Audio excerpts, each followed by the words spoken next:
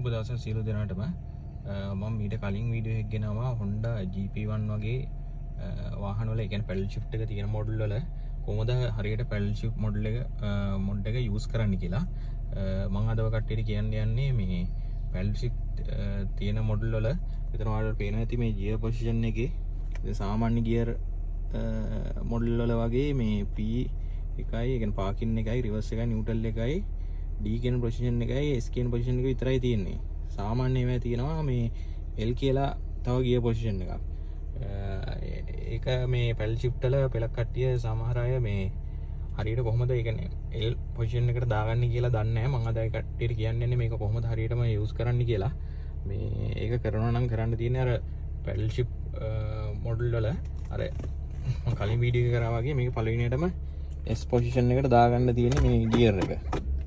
ඊට පස්සේ ඔයාලට පේනවා ඇති මෙතන මේ මෙතන ප්ලස් මාක් එකයි මෙතන ඍණ එකයි තියෙන්නේ අර ගියර් shift කරන්න පැඩල් shift මොඩල් එකේ. ඒක කරන්න තියෙන්නේ මේක මේ පැඩල් දෙකම එකපාර උඩට උස්සන් ඉන්න ටික වෙලා තප්පර දෙකක් වගේ. මට දැන් ෆෝන් එක අල්ලගෙන ඒක එකපාර කරන්න බෑ. මම කට්ටියට ඒක කරන හැටි පෙන්නන්නම්.